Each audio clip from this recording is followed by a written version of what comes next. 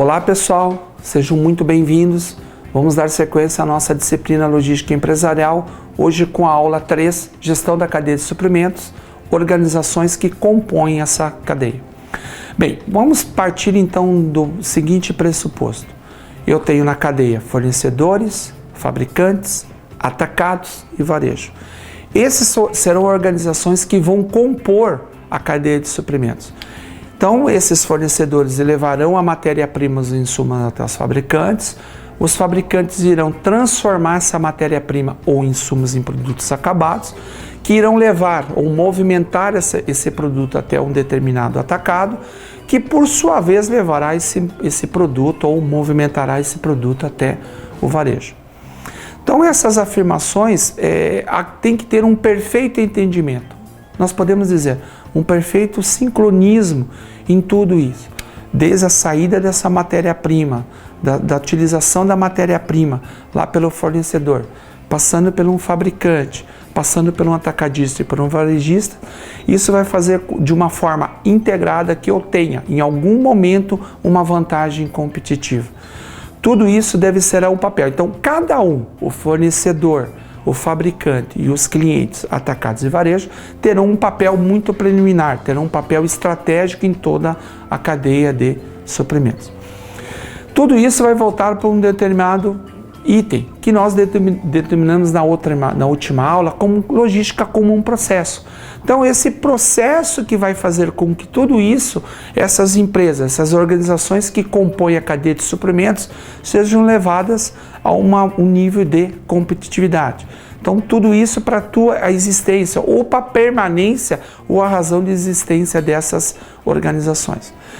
Nesse sentido, nós também não podemos esquecer dos processos por trás disso. Então, a logística em Bolt como matéria-prima. Tudo aquilo que a indústria precisa para fabricar.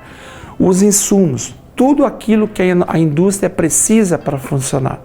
Eu tenho, então, esses dois elementos principais da logística em Bolt. É claro, voltado para os processos de abastecimento e uma parte da manufatura. E eu tenho a logística Outbolt, com uma parte da logística de manufatura e toda a parte da distribuição, aonde vai envolver os estoques, o nível ideal dos seus estoques, os seus armazéns ou depósitos, os seus centros de distribuição e, é claro, os elementos que formam a logística Outbolt, o mercado atacadista e o mercado varejista.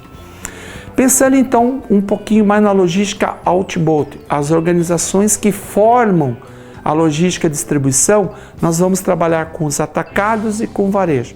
Então, é uma venda, então a transferência desses produtos pelo fabricante, passando por esses atacadistas e em alguns casos indo até o varejista.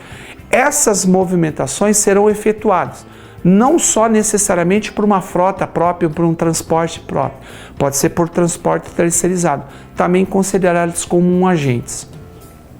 Falando um pouquinho sobre a organização de atacado que nós vimos aqui no nosso caso. Elas são consideradas com um nome em comum chamado de grossista. Por que grossista? Elas adquirem produtos em grandes volumes. Eles também são considerados intermediários de quem? Intermediários dos fabricantes. Esses fabricantes levarão em grande quantidade produtos acabados, esses atacadistas, aonde eles vão fazer as seguintes opções de armazenagem. Então, eles vão ficar muito mais perto de um outro tipo de cliente da cadeia, denominado varejista. Essas organizações, elas trabalham um pouco com como que esse produto chega ao mercado muito mais rapidamente. Pensando nisso, nós teremos também os usuários comerciais, industriais e alguns institucionais, que nós podemos denominar como o do governo. Nós temos também a organização do varejo. Então, o varejo, também conhecida numa aula que vocês tiveram, principalmente no tema 1, que a gente configurou. O tema apareceu uma palavra meio estranha do nosso dia a dia ou do nosso cotidiano, que a gente chama de retalhista. Então, o varejo, ele compra em pequenas quantidades.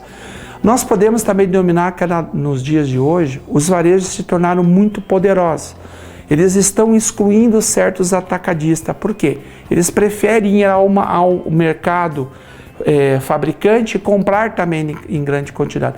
Com isso nasceu a existência de centros de distribuição.